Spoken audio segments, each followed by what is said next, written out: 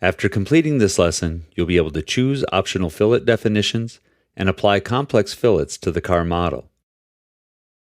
To begin the lesson, open the F1 Car Fillets Fusion Archive file using the New Design from File tool.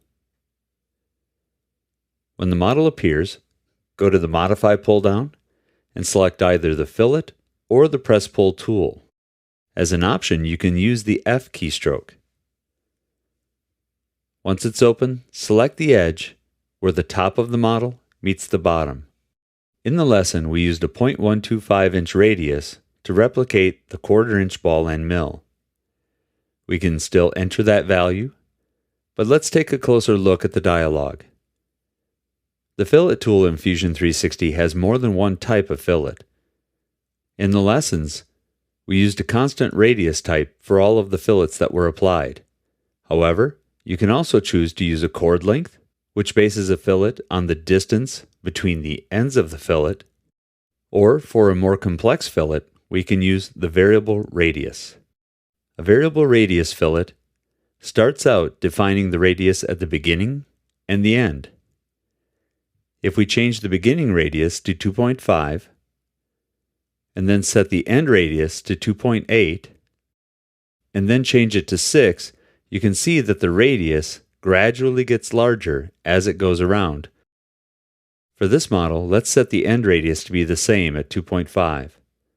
As you move your cursor along where the edge was, you'll see an icon that follows that edge. Clicking a point will give us a mini dialog box and also add a space for a radius value in the dialog. The mini dialog has two values, the radius and the position along the edge. For this additional radius, leaving it at 0.5, which is half of the length of the selected edge, is perfect. Then set the radius to 12. This will update the fillet preview. If the fillet preview fails to generate, that lets you know that it probably won't be able to generate that fillet, so you might want to try another value. Selecting another point, we'll set this to be 0.75 or 3/4 of the length of the edge, and set the radius to 3. Then select another point on the other side, setting its value to 3 as well, at 0.25 of the length. When you click OK, you'll see a nice complex fillet that transitions between the radiuses as it follows the original selected edge. Restart the Fillet tool from the marking menu, and select the edges on the back of one of the side pods. Then you can use a window, or in this case, a crossing lasso to select the same edges on the other side. When you're in the Fillet tool, any of the selection methods will work as long as they can select an edge. We'll drag in a rough radius, and then I want to switch to the front view. Switching to the front view will restore the orthographic projection. Here we can see the fillet, but if we go to the dialog and select the G2 curvature, it will change how the fillet is developed. So rather than just making sure that our radius meets tangency, it will include the size of the adjacent faces into calculating a smooth curvature that transitions between them. Rotating around to take a look at the back corner and switching between G2 and tangent, it's a little easier to see the effect of the change. Another option that can affect the type of radius we're applying is the corner type. By default, Fusion 360 uses a rolling ball fillet, but there are times where using a setback corner type will give a more natural appearance. To get a better idea of how these fillets look with the overall model, go down to the display settings and change the visual style to shaded. Now your eyes aren't drawn to the edges between the fillets, but just how the fillets transition over the model.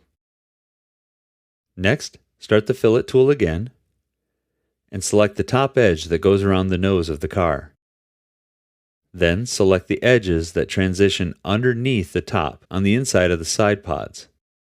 Setting a radius to 3, the preview shows us some bad geometry and some transitions that really don't look quite like we were hoping.